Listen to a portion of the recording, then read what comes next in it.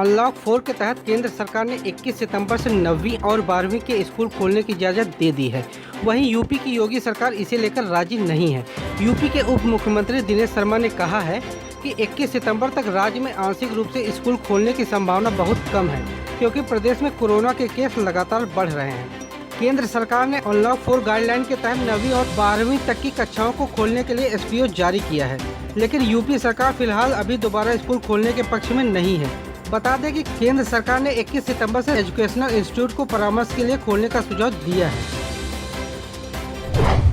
UP की योगी सरकार ने मंगलवार देर रात 9 IAS अधिकारियों के तबादले कर दिए। प्रदेश सरकार ने महोबा के DM अवधेश तिवारी को हटा दिया है। सरकार ने यह कदम महोबा करवी कांड के बाद उठाया है। सरकार की ओर से जारी तबादला सूची के अनुसार सचिव PWD रंजन कुमार लखनऊ के नए कमिश्नर बनाए गए हैं। इसके अलावा उत्तर प्रदेश राज्य सड़क परिवहन निगम के प्रबंध निदेशक राजशेखर कानपुर मंडल के कमिश्नर बने हैं। लखनऊ के कमिश्नर मुकेश मेश्राम प्रमुख सचिव संस्कृति एवं पर्यटन बनाए गए हैं। केंद्रीय प्रतिनियुक्ति से लौटकर पोस्टिंग का इंतजार कर रहे मोहम्मद मुस्तफा प्रदेश के नए श्रम आयुक्त बनाए गए हैं। यूपी में श्रम आयुक्त के साथ कानपुर मंडल के कमिश्नर की जिम्मेदारी संभाल रहे सुधीर महादेव बबोड़े को सदस्य न्यायिक राजस्व परिषद मुख्यालय लखनऊ के पद पर भेजा गया है।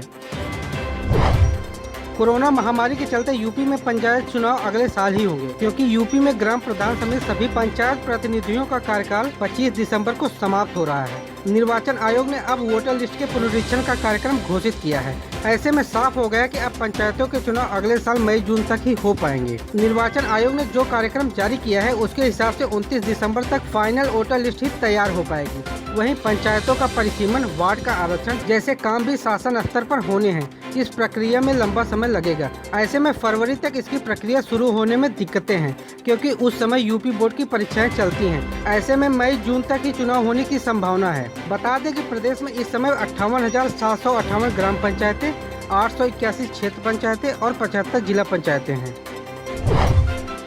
कोरोना महामारी के बीच घोषित लॉकडाउन के बाद शुरू हुई ट्रेनों में यात्रियों की भारी भीड़ है। ट्रेनों में अधिक वेटिंग होने के बाद रेलवे ने 40 क्लोन स्पेशल ट्रेनें चलाने की घोषणा की है। CPRO दीपक कुमार ने बताया कि लखनऊ दिल्ली जनशताब्दी सहित 16 क्लोन स्पेशल ट्रेनें लखनऊ से होकर चलाई जाएंगी।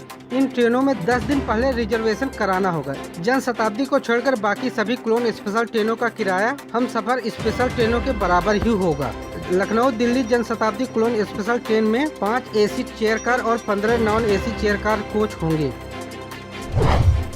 कोरोना महामारी के बीच यूपी बोर्ड ने हाई स्कूल और इंटर की कंपार्टमेंट परीक्षा की तारीख घोषित कर दी है। मंगलवार को यूपी बोर्ड के सचिव दिव्यकांत शुक्ल ने बताया कि हाई स्कूल की कंपार्टमेंट और इम्प्रूवमेंट की परीक्षा 3 अक्टूबर को सुबह की पाली में, जबकि इंटर की कंपार्टमेंट की परीक्षा शाम की पाली में होगी। उन्होंने बताया कि प्रदेश में हाई स्कूल की कंपार्टमेंट और इम्प्रूवमेंट की परीक्षा के लिए कुल 82 परीक्षा केंद्र बनाए गए हैं। इसमें 15,839 परीक्षार्थी शामिल हो रहे हैं। वहीं इंटर की कंपार्टमेंट की परीक्षा के लिए 81 सेंटर बनाए गए हैं, जिसमें कुल 17,505 परीक्षार्थी शामिल होंगे।